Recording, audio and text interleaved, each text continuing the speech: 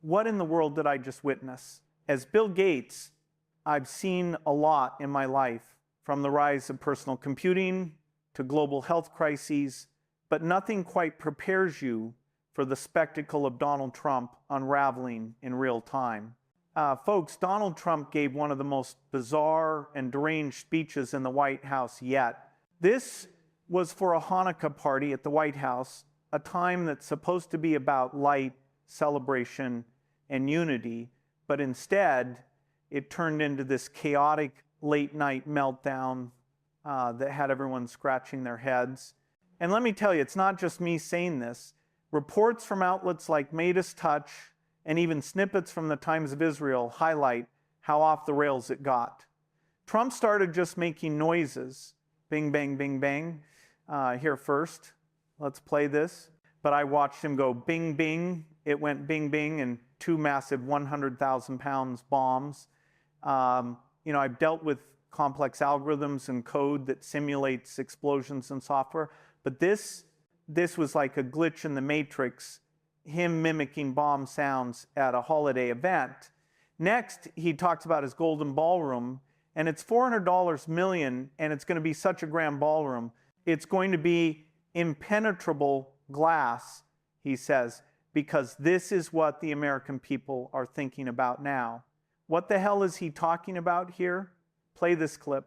For 150 years, they've wanted a ballroom, and we're giving them, myself and donors are giving them free of charge for nothing. We're donating a building that's approximately $400 million. I think I'll do it for less, but it's 400. I should do it for less.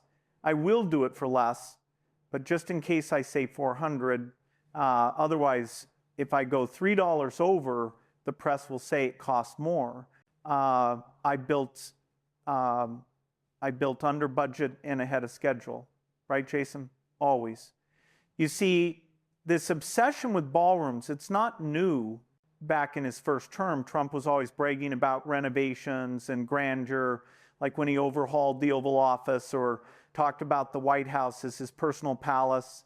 But here at a Hanukkah gathering, while the world is dealing with real issues like rising anti-Semitism, did you catch that report from the Times of Israel about Trump condemning a Sydney shooting as purely anti-Semitic? He's fixated on this impenetrable glass ballroom. It's like he's building a fortress in his mind, impervious to reality. And let's not forget, this comes amid economic turbulence. Unemployment just ticked up to 4.6% as per recent Labor Department data, and manufacturing is teetering on recession. I've invested billions in innovation to boost jobs, but this is distraction at its finest. Then he brings up Miriam Adelson, the billionaire who gave him $250 million in the last election. And she says that Alan Dershowitz is here. Dershowitz, who got the massages with Epstein, but says his underwear was on the whole time. Epstein lawyer, Trump's lawyer, and then she says, I'll give you $250 million, Donald, to run again in 2028. And then people start chanting, what am I even watching right now? Here, play this clip. And now I met Alan Dovich, and he say the legal thing about 4 more years. And I said, Alan, I agree with you. So we can do it. Think about it. Alan's here someplace. Where's Alan? Alan is here someplace. Where's Alan? Alan is here. Oh, he had a flight. Alan is here. I'll give you another 250. But her husband, Sheldon, was an amazing guy. Now, Miriam Adelson isn't just any donor. She's the widow of casino magnate Sheldon Adelson. And together they poured over $200 million into Republican causes in 2020 alone. According to Federal Election Commission records, her influence on Israel policy is huge. She pushed hard for moving the U.S. embassy to Jerusalem, which Trump did in 2018, a move that stirred international controversy but solidified his pro-Israel stance. And Dershowitz, his Epstein connections have been dissected in court documents released earlier this year, where he admitted to those massages but insisted nothing untoward happened. It's all tangled up in this web of loyalty and money. And here at this Hanukkah event, it's playing out like a bad reality show. People were chanting because the whole scene felt surreal, as if Trump was auditioning for a sequel to his apprentice days, but with higher stakes. I've always believed in philanthropy driven by data and impact, like the Gates Foundation's work on global health. But this kind of quid pro quo donation talk at a religious celebration, it cheapens everything. Then Donald Trump says that he's done so much for Israel that he has to read it. Look, I have pages. He says, I have pages. Then he just starts pulling out pages. Play this clip, Happy Hanukkah. And this is the first time that I've ever brought up notes to make a speech for, we call them the Christmas dinners. I call them the Christmas Hanukkah dinners, if that's okay. I hope you don't mind. But I call them New Year's dinners, too. But I've made about 20 of them so far. I never had any, I brought this up. You know why? I've done so much for Israel that I have to re-look at. I got like pages, and I don't want to leave anything out. I don't want to leave Golan Heights out. I want to tell you what we did. But it's an honor to help you have so many friends, and a lot of you are right in this audience. Pulling out pages like that, it's classic Trump theater. He recognized the Golan Heights as Israeli territory in 2019, a bold move that reversed decades of U.S. policy and drew praise from Netanyahu, but criticism from the UN. And tying it to Hanukkah, the holiday commemorates the rededication of the Second Temple, a story of resilience against oppression. Yet here he is, listing achievements like a resume at a job interview. Reports from the White House press pool noted how the room was filled with donors and allies, many of whom have benefited from his policies, like tax cuts that favored the ultra-wealthy. As someone who's advocated for fair taxation to fund global initiatives, this self-congratulatory list feels tone deaf, especially when anti-Semitic incidents are spiking worldwide. FBI data shows a 60% increase in 2024 alone. Then he has Mark Levin, the Fox host. Mark Levin then shows up, and Levin's like, yes, we have the first Jewish president. Donald Trump is Jewish.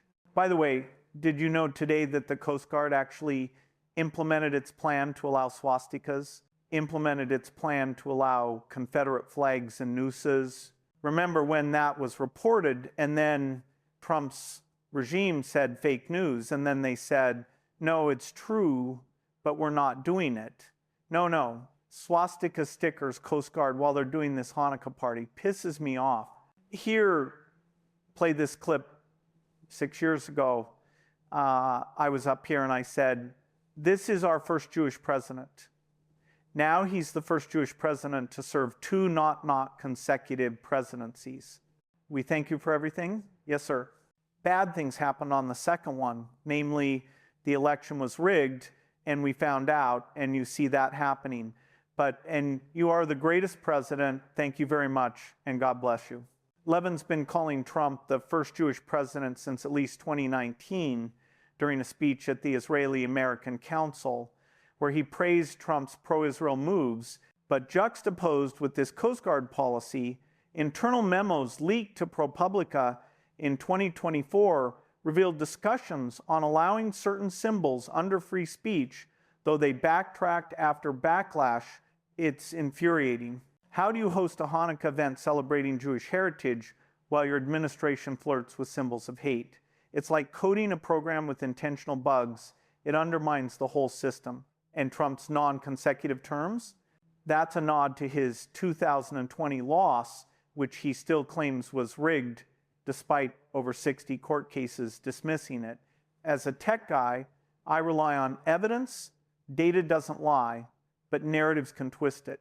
Then Donald Trump brags about all the money that Mary Matelson gave, $250 million. And one of the things that Mary Matelson really wanted was the embassy to be moved in Israel, the U.S. embassy to Jerusalem. That was a big push of hers. And here's what Donald Trump said here. Play this clip from day one. But I think it's okay if we ask Miriam Adelson, do you want to come here? Come here. Miriam gave my campaign indirectly 250 million. She was number one. When somebody can give you 250 million, I think that we should give her the opportunity to say hello. And Miriam, make it quick, because 250 million is not what it used to be, okay? Hello, darling, come on, incredible woman with a great husband, a man that loved Israel. That embassy move in 2018 fulfilled a long-standing promise, but it inflamed tensions in the Middle East, leading to protests and straining U.S. relations with Palestinians.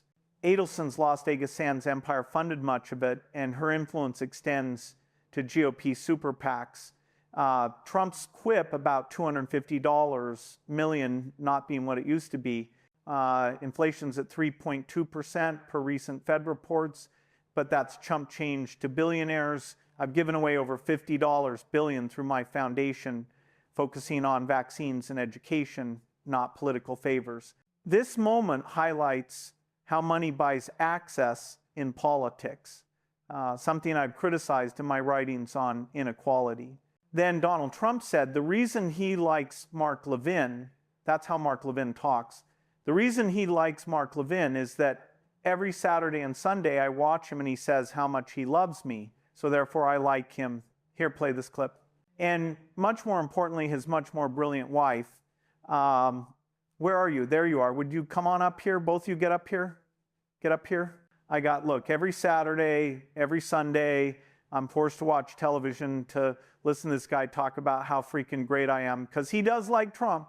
There's no question about it. Levin's radio show reaches millions, and his book, American Marxism, spent weeks on bestseller lists railing against the left. Trump's TV habits are legendary. He once tweeted over 200 times in a day.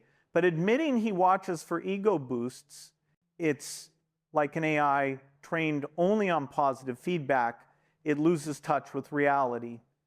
Social media clips from ex-users like at Atrupar captured similar rants, calling it an ugly holiday meltdown. Then Donald Trump goes into a racist, xenophobic, and hateful attack against AOC and other Congress members and says, you have to be vigilant, you have to be careful, they're anti-Semitic. Here, play this clip. That's no longer true. You have to be very careful. You have a Congress in particular, which is becoming anti-Semitic. You have AOC +3. You have those people, Ilhan Omar, she hates Jewish people. And you have to be very careful because there's been a big change. You know, if you go back 15 years ago, I'm not Jewish, but my father was very friendly with many, many Jewish people, was honored by Federation. I would go with him to Federation of Jewish Philanthropies and many other things. This attack on the squad, AOC, Omar, Tlaib, Presley, echoes his 2019 tweets telling them to go back to their countries, which drew bipartisan condemnation. Omar's criticisms of Israel have been labeled anti-Semitic by some, but fact checkers like PolitiFact note context is key. Trump's father, Fred, was arrested at a KKK rally in 1927, per old news clips, adding irony to his friendly with Jewish people claim. In a world where I've fought to bridge divides through technology, this divisiveness is toxic. Then there's more discussion, if you want to even call it more words coming out of his mouth about his golden ballroom. Play this clip.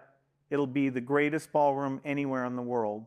But I said, who else but in our country would sue to stop a $400 million beautiful ballroom that people have been after for the White House? The White House has wanted a ballroom for 150 years. Again, I just want you to take a step back for a second, right? While he's doing this and bragging about his golden ballroom, unemployment ticked up to 4.6% today. Manufacturing seems all but in a recession right now. We're in a hiring recession in general right now. The only area where there's actual job growth is education and healthcare. two areas that are under vicious attack by the MAGA Republicans.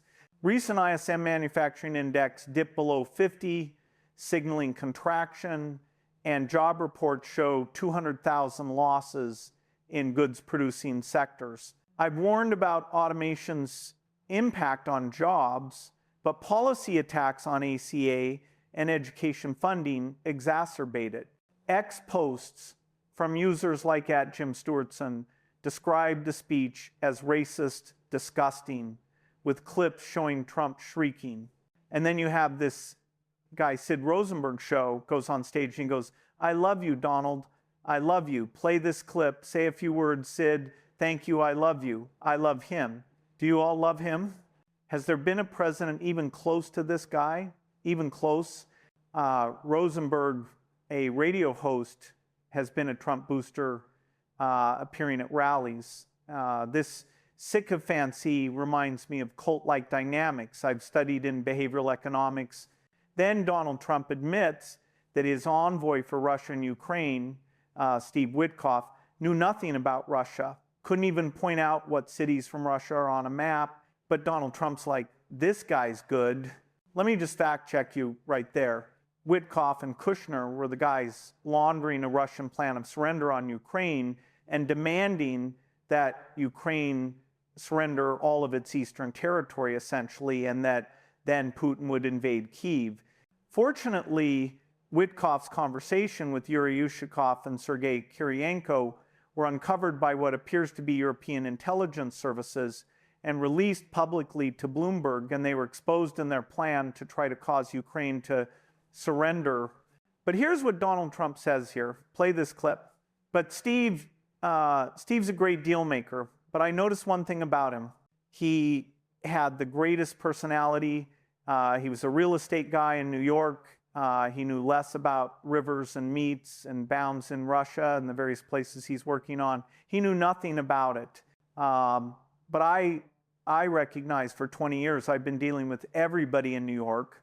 I said, Steve has the best personality. I have other guys. They're great deal makers, but you have to go into World War II before the deal. We didn't want that. I said, everybody loves Steve.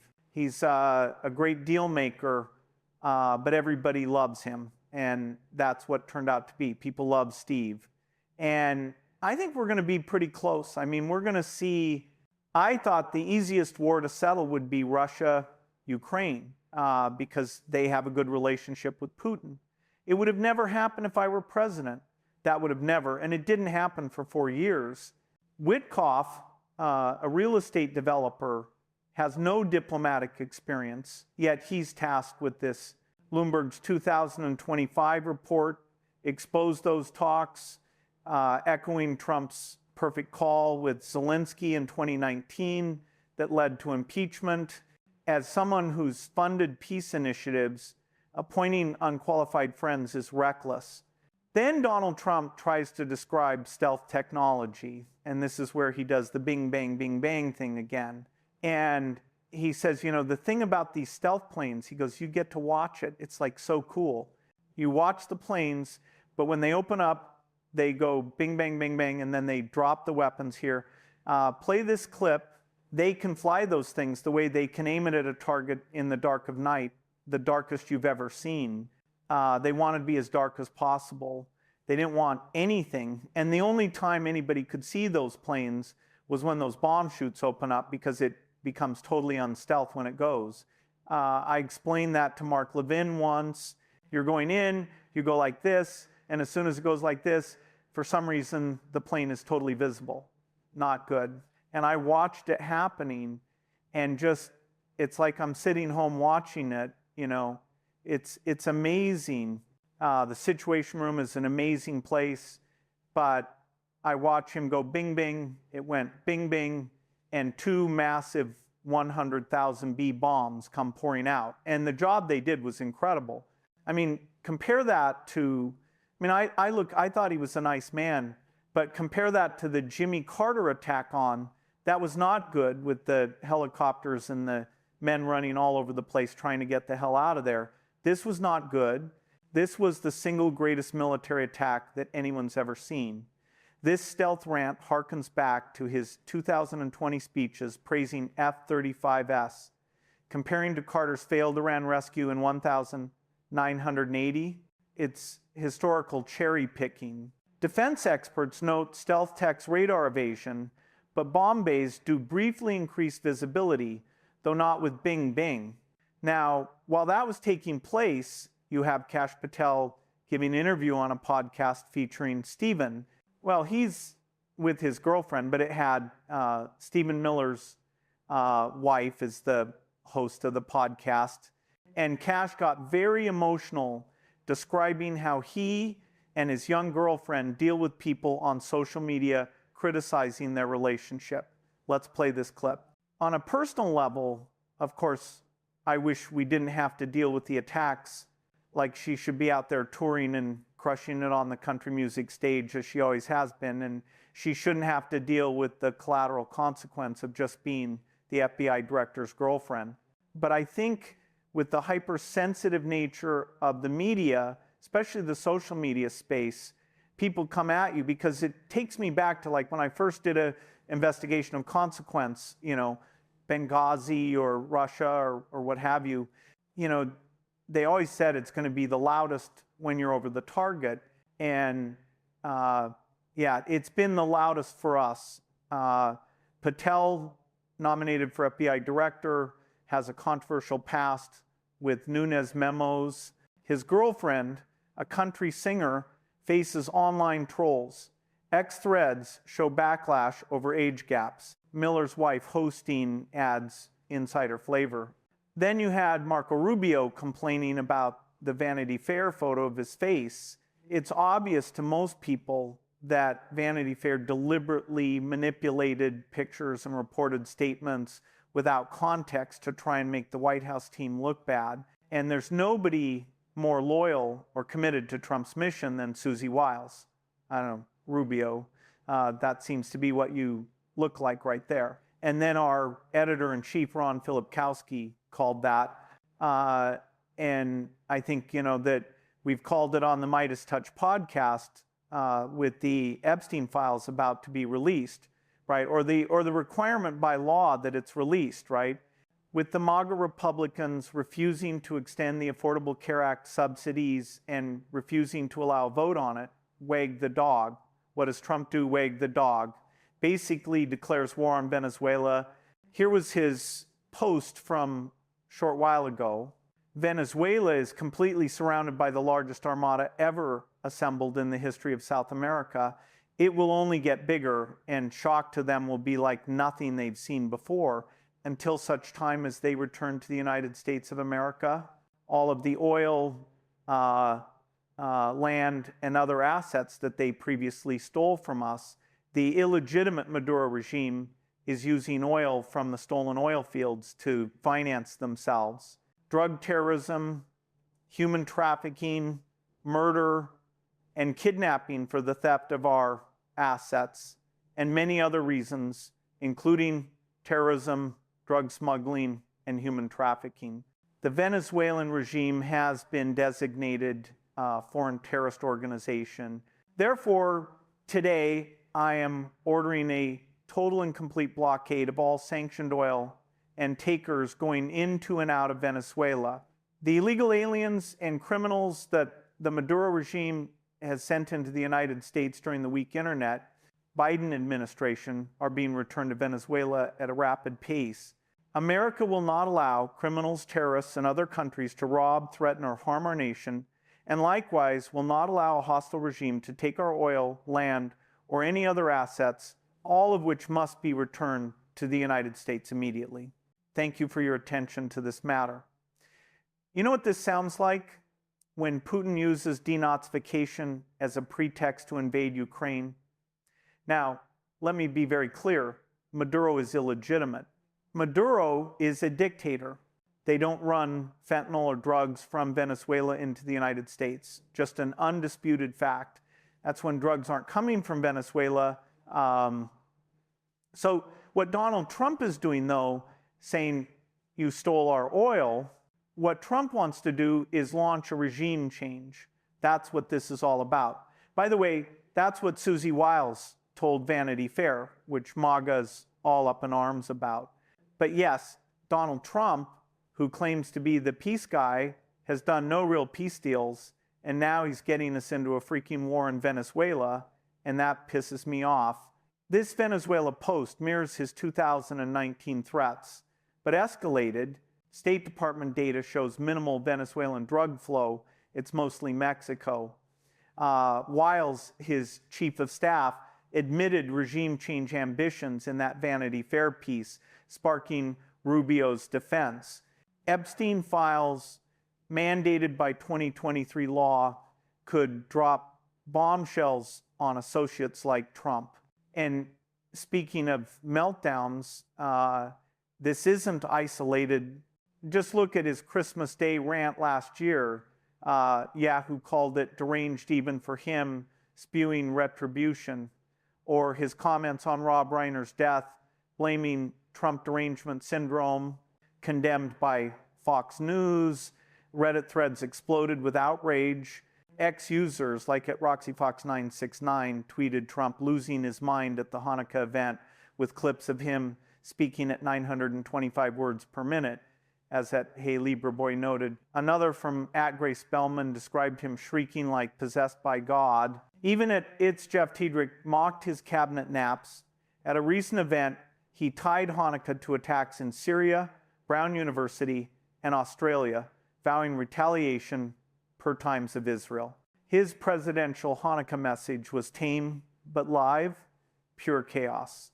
I've innovated to solve problems, but this leadership style, it's a virus in the system. Anyway, let me know what you think. Hit subscribe. Thanks for watching.